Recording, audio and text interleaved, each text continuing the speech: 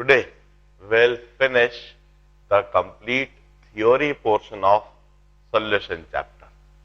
मैंने solution chapter में अभी तक type of solution, preparation of solution, methods of expressing concentration in the solution, यह सारी बात बताने के बाद vapour pressure concept, boiling point, freezing point, elevation in boiling point, depression in freezing point, relative lowering in vapour pressure, osmotic pressure, यह सारे concept बताए, सारी कॉलिगेटिव प्रॉपर्टीज डिटेल में डिस्कस कराई, उनसे रिलेटेड फॉर्मूले और एक्सप्रेशंस लिखा है, कुछ न्यूमेरिकल प्रॉब्लम्स भी करवाए।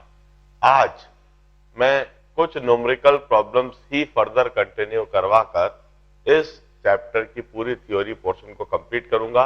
All this numerical problems are illustrative problems which would explain the application part of the chapter. देखिए, वंस अगेन फॉर वाटर,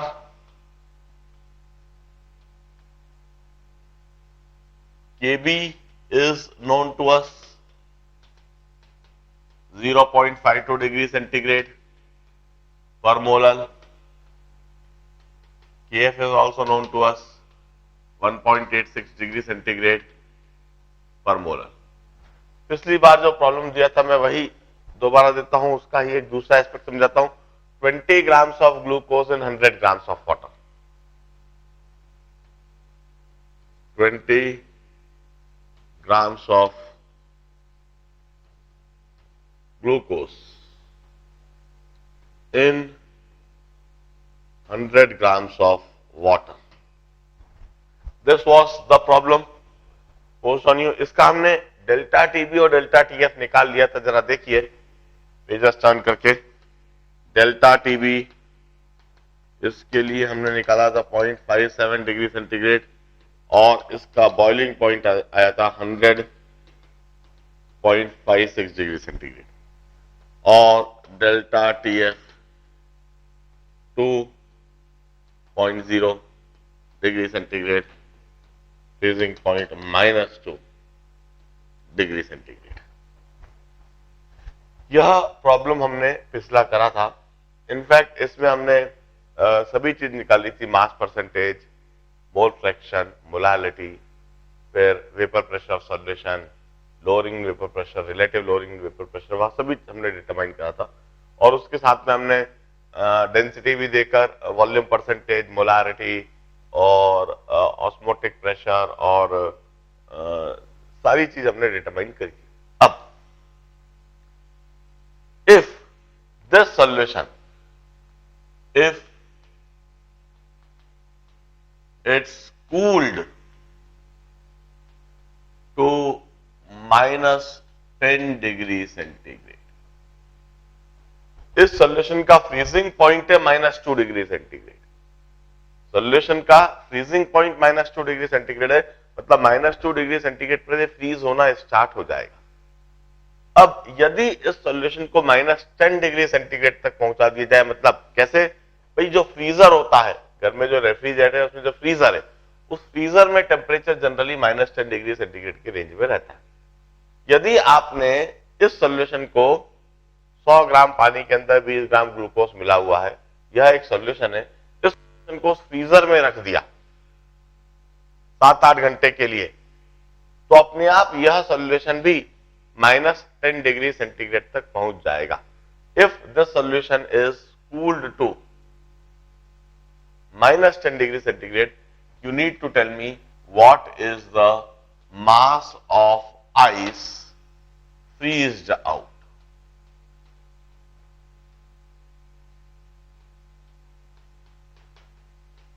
ऐसी कंडीशन में what mass of ice would be freezed out? कितना मास वहां पर ice का बन जाएगा और सॉल्यूशन के अंदर कितना मास लिक्विड सॉल्वेंट का और सॉल्यूट का रह जाएगा। इसी समय सोच समझकर यह बात बताइए। मैं 2 मिनट सोचने का समय दूंगा, फिर मैं समझाना चालू कर दूंगा। Let me start discussing this problem. देखिए, प्योर वाटर को जब हम फ्रीजर में रखते हैं तो उसका टेम्परेचर कम होता है। यदि हमने वाटर को 25 डिग्री सेंटीग्रेड पर फ्रीजर में रख दिया तो उसका टेम्परेचर कम होएगा 25 से 20, then 15, then 10, then 5, then 4, 3, 2, 1, 0, 0, 0, 0, 0, 0। Pure water का टेम्परेचर 0 डिग्री पर आकर थम जाता है, 0 डिग्री पर वह फ्रीज होने लगता है और टेम्परेचर 0 डिग्री ही रहता है तब तक जब तक कि पूरा का पूरा वाटर फ्रीज नहीं हो जाए और वहां पर पूरी तरह से आइस बन जाता है। और जब पूरी तरह से आइस बन जाता है तो आइस का टेम्परेचर 0 डिग्री से कम जाता है, -1, -2, -3 से लेकर -10 तक जाएगी। मगर यह जो सॉल्यूशन है, इस सॉल्यूशन का शार्प फ्रीजिंग पॉइंट नहीं होता है। जरा समझे, जब हम इस सॉल्यूशन को 25 डिग्री सेंटीग्रेड पर फ्रीजर में रखेंगे तो इसका टेम्परेचर भी कम होगा, 25 से 20, 15, देन 10, देन 5, देन 4, 3, 2, 1, 0। 0 पर आकर भी फ्रीजिंग स्टार्ट नहीं हुआ। -1 अभी भी फ्रीजिंग स्टार्ट नहीं हुआ। -2 अब फ्रीजिंग स्टार्ट होगा। -2 डिग्री सेंटीग्रेड पर फ्रीजिंग तो स्टार्ट हो जाएगा। अब क्या होगा, जैसे ही थोड़ा सॉल्वेंट फ्रीज हुआ, अब सॉल्यूट तो फ्रीज नहीं होता है, फ्रीज सॉल्वेंट होता है।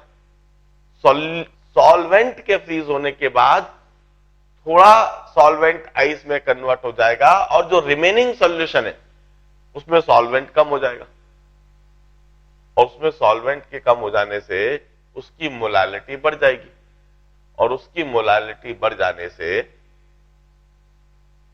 डेल्टा टीएफ और बढ़ जाएगा और डेल्टा टीएफ की ओर बढ़ जाने से फ्रीजिंग पॉइंट और कम हो जाएगा।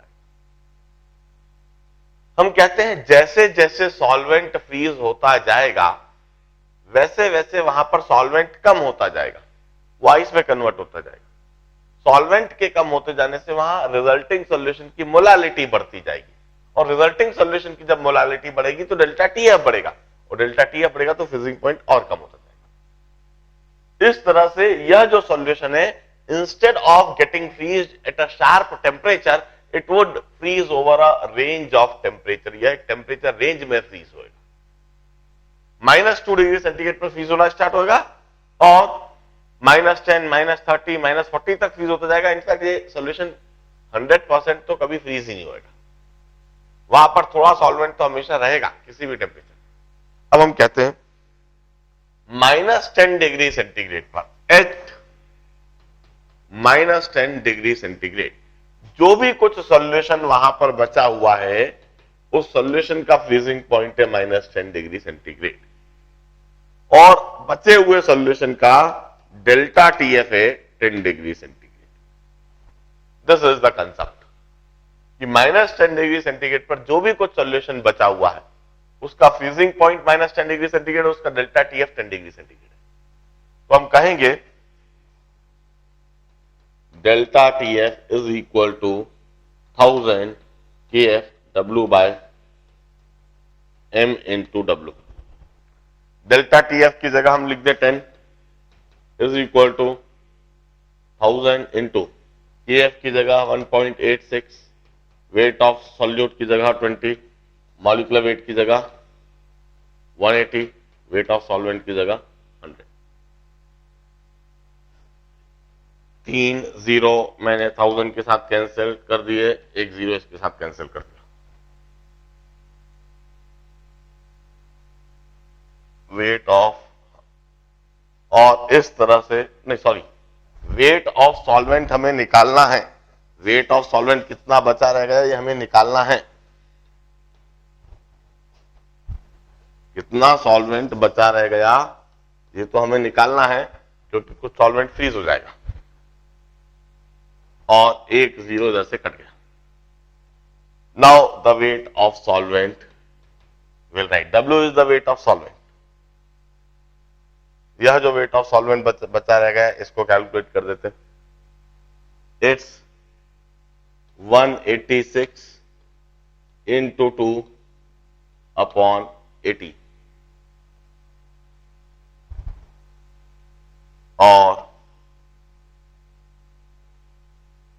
इसको हम 9 and then nearly 20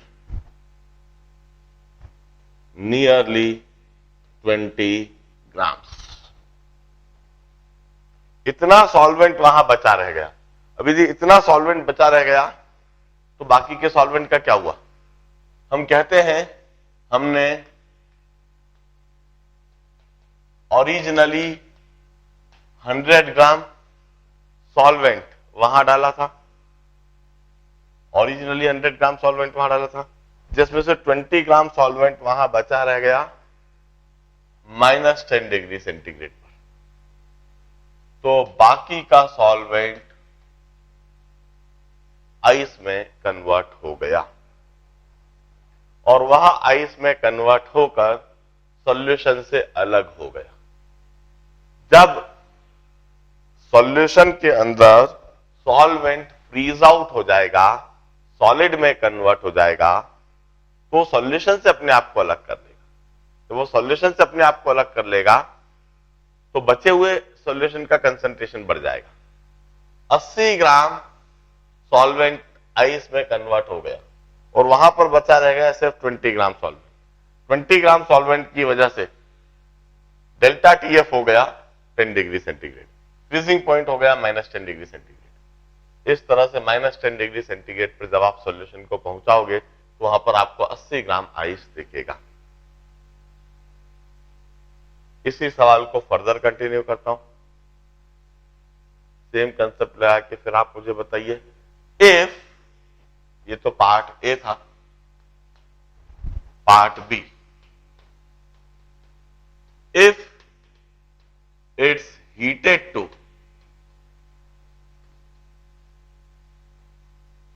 105 degree centigrade, यदि इसी सॉल्यूशन को 105 डिग्री सेंटीग्रेड तक हीट करा, then tell me the mass of remaining solution.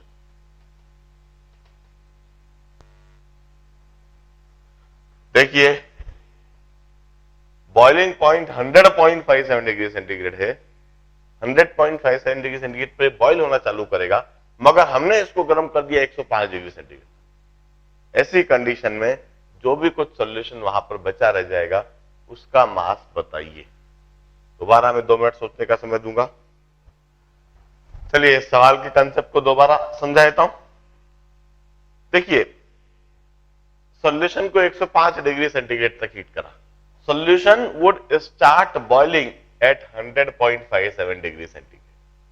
100.57 degree centigrade पर सॉल्यूशन बॉइल करने लगेगा, मगर जैसे जैसे सॉल्वेंट, सॉल्यूट तो कभी बॉइल नहीं करेगा, बॉइल सॉल्वेंट करेगा, जैसे जैसे वहां पर सॉल्वेंट बॉइल ऑफ होगा वैसे वैसे वहां पर सॉल्वेंट कम होता जाएगा और बचे हुए सॉल्यूशन की मोलालिटी बढ़ती जाएगी। बचे हुए सॉल्यूशन की मोलालिटी बढ़ते जाने से बचे हुए सॉल्यूशन का डेल्टा टी भी बढ़ता जाएगा, बॉइलिंग पॉइंट और बढ़ता जाएगा। प्योर वाटर यदि हम लेते हैं तो pure water sharp 100 degree centigrade पर बॉइल करता है, मगर इस तरह का सॉल्यूशन जिसमें ग्लूकोज मिलाया हुआ है, नॉन वोलेटाइल सॉल्यूट मिलाया हुआ है, इस तरह का solution sharp boiling point, sharp temperature पर बॉइल करने के बजाय टेम्परेचर रेंज में बॉइल करेगा। वो बॉइल करना स्टार्ट करेगा 100.57 डिग्री सेंटीग्रेड पर और टेम्परेचर बढ़ता जाएगा और बॉइलिंग होता जाएगा। इनफैक्ट बॉइलिंग फिनोमेना वहां 110 डिग्री सेंटीग्रेड तक भी चल सकता है। अब 105 डिग्री सेंटीग्रेड पर क्या होगा जरा देखिए। एट 105 डिग्री सेंटीग्रेड जो भी कुछ सॉल्यूशन बचा रह जाएगा उसका बॉइलिंग पॉइंट हो जाएगा 105 डिग्री सेंटीग्रेड और उसका डेल्टा टी भी हो जाएगा 5 डिग्री सेंटीग्रेड। अब मैं डेल्टा टीबी के लिए एक्सप्रेशन लिख दूं, delta TB is equal to 1000 KB W by M into W.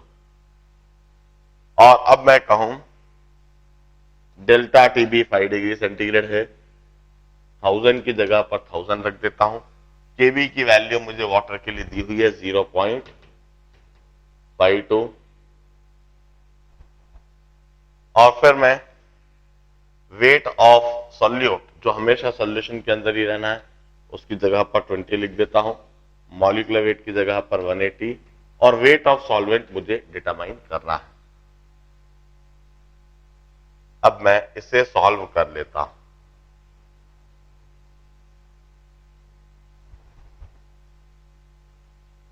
इसे जब मैं सॉल्व करूंगा तो wait of solvent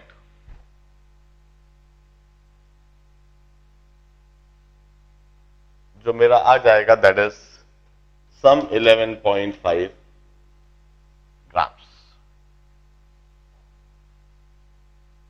11.5 grams weight of solvent आ जाएगा। Now this is the weight of solvent. Solution के अंदर इतना सॉल्वेंट बचा रह गया,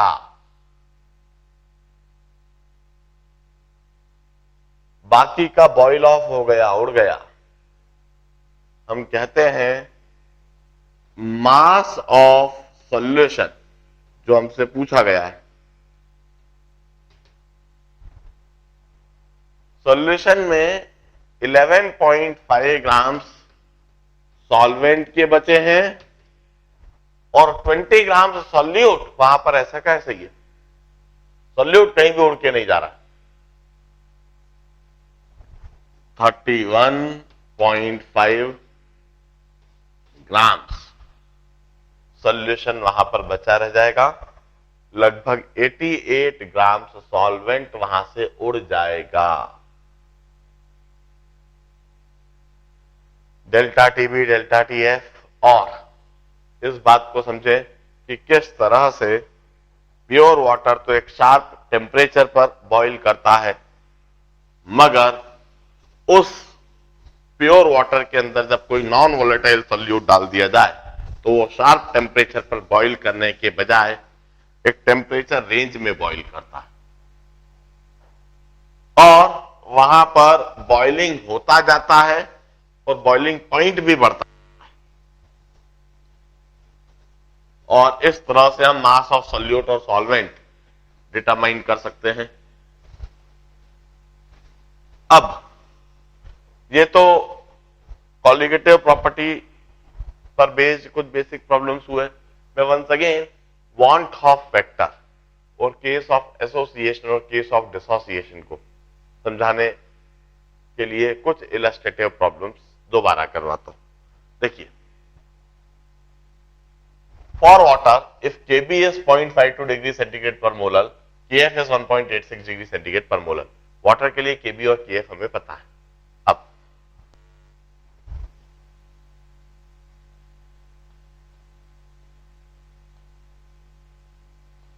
Na2CO3 is 70% dissociated। सबसे पहले मुझे इसकी वांट ऑफ फैक्टर की वैल्यू बताइए।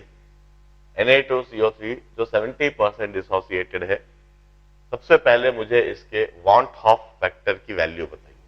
फिर इसके बाद if 0.1 मोलर Na2CO3 तो डेल्टा टीएफ और टीएफ की वैल्यू बताइए। 0.5 मोलर Na2CO3 हो तो इसके लिए डेल्टा टीएफ और टीएफ की वैल्यू बताइए। क्यों ना इसके लिए डेल्टा टीबी और टीबी की वैल्यू भी लिखी जाए। Start thinking over this problem अब मैं केस ऑफ डिसोसिएशन को समझाने का प्रयास कर रहा हूं। Na2CO3 जो कि 70% डिसोसिएट, इसमें जितने आप सॉल्यूट डालोगे उतने सॉल्यूट नहीं रहेंगे, वह बढ़ जाएंगे। यदि वो बढ़ जाएंगे तो किस तरह से बढ़ जाएंगे, उसका वांट ऑफ फैक्टर निकालिए। 0.1 मोलर Na2CO3 सॉल्यूशन बनाया तो उसके लिए बॉइलिंग पॉइंट, फ्रीजिंग पॉइंट सोचिए। चलिए इस प्रॉब्लम को समझाता हूं।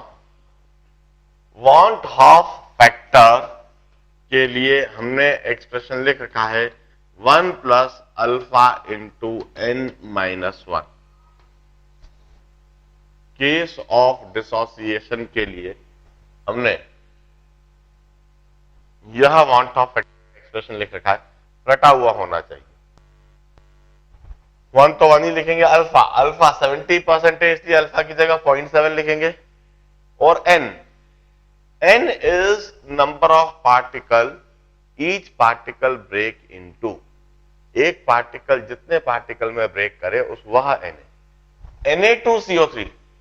Na2CO3 सॉल्यूशन के अंदर जाके 3 पार्टिकल देगा, 2 सोडियम के और 1 कार्बोनेट का। तो n की जगह इधर हम 3 लिखेंगे।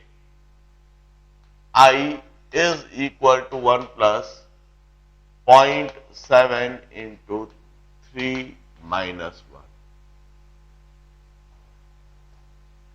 I is equal to 1 plus 2 into 0.7, that is 1.4.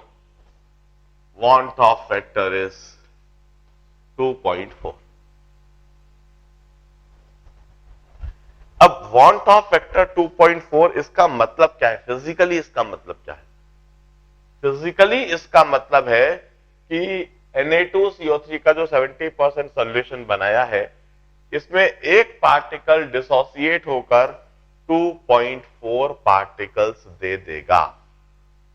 Na2CO3 का जो 70% सॉल्यूशन है, इसमें एक पार्टिकल डिसोसिएट होकर 2.4 पार्टिकल्स दे देगा, या एक मोल डिसोसिएट होकर 2.4 मोल्स दे देगा। This is the meaning of Van't of factor. अब हम अच्छी तरह से जानते हैं calculated delta TF equal to KF into molality. तो calculated delta TF is equal KF की जगह पर 1.86 और मोलालिटी की जगह पर 0.1। This is the calculated delta TF. मगर यह कैलकुलेटेड डेल्टा टीएफ तो हम तब लिखते हैं जब हमने उसके डिसोसिएशन को कंसिडर नहीं करा। डिसोसिएशन को कंसिडर करने के बाद में वहां पर जो ऑब्जर्व्ड डेल्टा टीएफ होगा उसको हमने वांट ऑफ फैक्टर के टर्म्स में लिख रखा है। Want of factor is observed colligative property upon calculated colligative property. Observed colligative property upon calculated colligative property is want of factor. So observed delta TF is equal to want of factor into calculated delta TF. So observed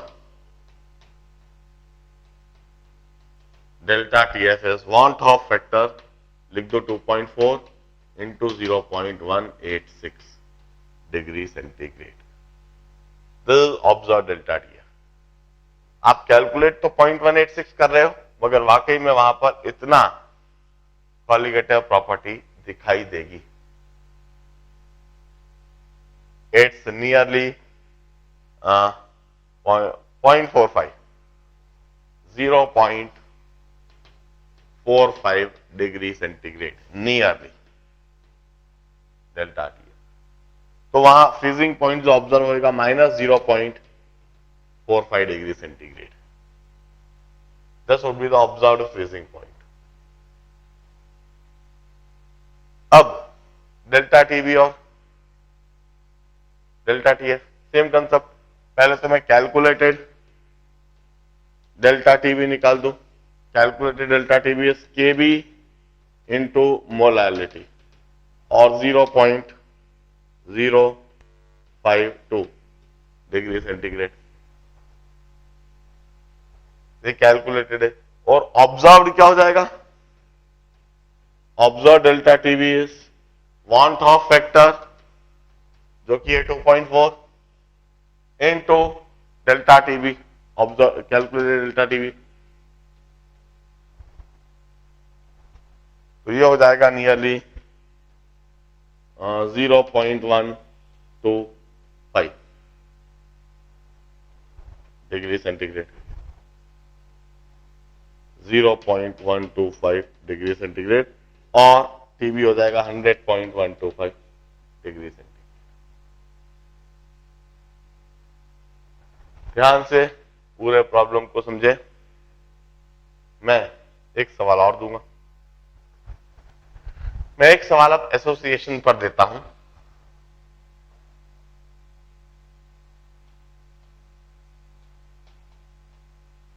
C6H5COH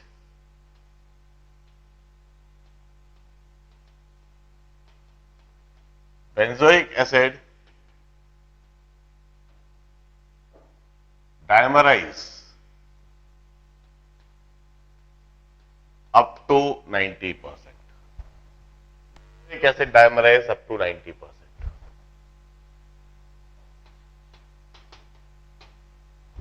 Tell me its want of factor. Benzoic acid 90% तक dimerise करता है। Dimerise करता है मतलब दो molecules मिलकर एक molecule बना लेते हैं, और 90% यह डायमराइजेशन फिनोमेना होता है। सबसे पहले तो डायमराइज प्रोसेस को लिखिए, उसकी इक्वेशन को लिखिए, डायमर के स्ट्रक्चर और शेप को बनाइए कि कैसा होता है, जरा सोचिए, और फिर वांट ऑफ फैक्टर डिटरमाइन करके वह लिख दीजिए। देखिए,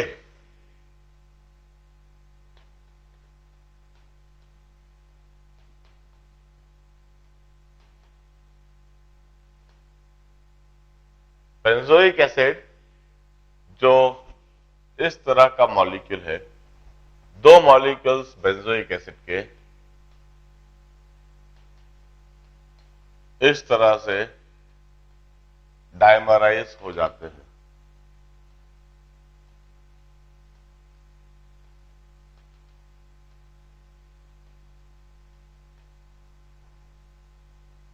इस तरह से डायमराइज हो जाते हैं,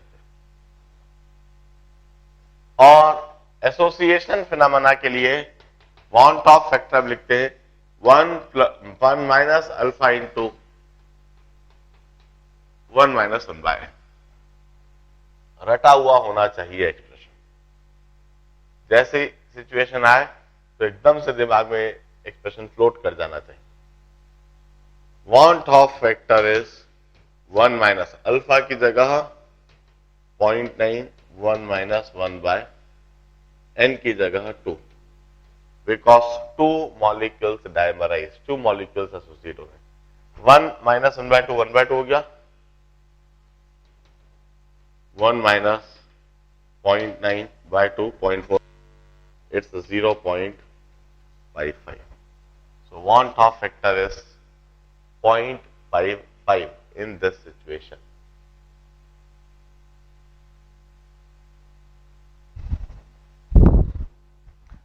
देखिए, मैं कंसेप्चुअल सवाल देता हूं। If we have got 1 molar urea, 1 molar NaCl, 1 molar MgCl2, and 1 molar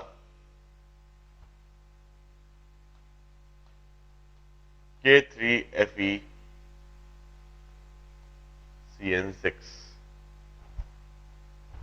सभी का कंसंट्रेशन सेम है। 1 मोलर यूरिया है, 1 molar NaCl, 1 molar MgCl2, 1 molar K3FeCN6।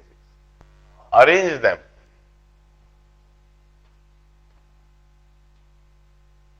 Arrange them in order of, arrange them in order of, सबसे पहले delta TB का order में arrange कर दीजिए, इंक्रीजिंग ऑर्डर भी लिख देता हूं साथ साथ में, रैंडम ऑर्डर के बजाय increasing order of, increasing order of delta TB, TB delta TF, TF relative lowering in vapor pressure of solution and osmotic pressure pi. इसको मैं A लिख देता हूं, इसको मैं B लिख देता हूं, इसको मैं C लिख देता हूं, इसको मैं D लिख देता हूं। अब आप A B आएंगे, जैसे मैं बताता हूं, समझा देता हूं। डेल्टा टीबी का इंक्रीजिंग ऑर्डर, अब delta TB is KB into molality. Urea न तो एसोसिएट होता है ना डिसोसिएट होता है, इसलिए 1 मोलर यूरिया 1 मोलर ही रह जाएगा, जबकि NaCl डिसोसिएट होकर 2 पार्टिकल देता है।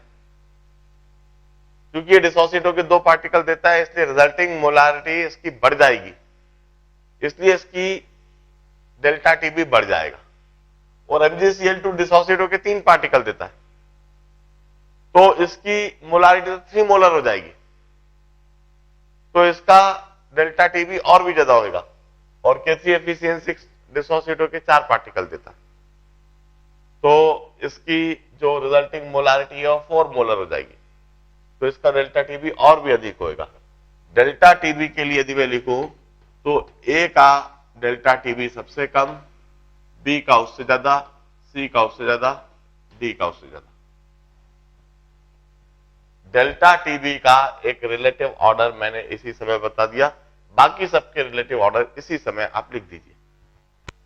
मैं इस प्रॉब्लम को इसी समय समझा देता हूं, बड़ा साधारण सा है वैसे। डेल्टा टीबी जिसका ज्यादा उसका बॉइलिंग पॉइंट ज्यादा, एलिवेशन इन बॉइलिंग पॉइंट ज्यादा होगा तो बॉइलिंग पॉइंट ऑफ कोर्स ज्यादा होगा। तो जो ऑर्डर डेल्टा टीबी का है वही ऑर्डर टीबी का होगा। अब एक और बात ध्यान रखें, delta TF is KF into molality.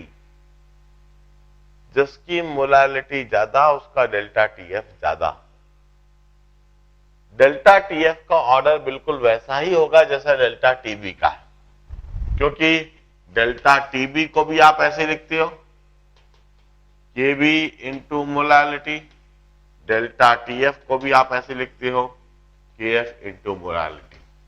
Delta TB भी डायरेक्टली प्रोपोर्शनल टू मोलालिटी है और डेल्टा टीएफ भी directly proportional to molality. Urea से NaCl, NaCl से MgCl2 इनकी बढ़ती जा रही है, तो डेल्टा टीएफ बढ़ते ही चला जाएगा। डेल्टा टीएफ का ऑर्डर वही होएगा जो ऊपर ऑर्डर दिख रहा है। मगर TF is depression in freezing point, TF is the final freezing point. TF not minus delta TF. हम कहते हैं जिसका डेल्टा टीएफ ज्यादा हो जाएगा, मतलब जिसका डिप्रेशन इन फ्रीजिंग पॉइंट ज्यादा हो जाएगा, उसका फाइनली फ्रीजिंग पॉइंट कम हो जाएगा। तो K4FeCN में डेल्टा टीएफ सबसे ज्यादा है, तो इसका फ्रीजिंग पॉइंट सबसे कम होगा।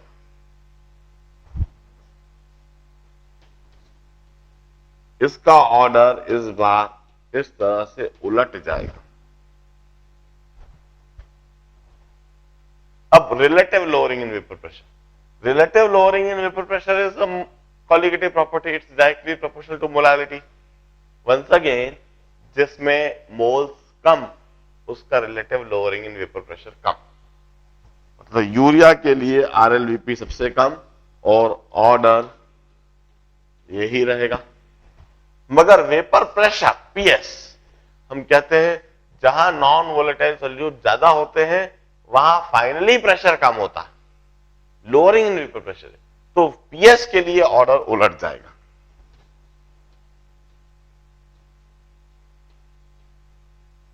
और osmotic pressure pi is directly proportional to molality.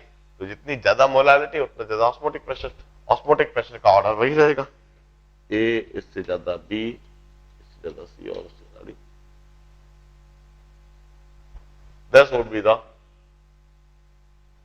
increasing order of all these quantities for all this solution। हमने यह सोचा है कि यूरिया बिल्कुल भी डिसोसिएट नहीं होता है, NaCl डिसोसिएट होकर 2 पार्टिकल देता है, MgCl2 डिसोसिएट होकर 3 पार्टिकल देता है, K3FeCN6 डिसोसिएट होकर 4 पार्टिकल देता है, और हमने यह ऑर्डर बना दिया।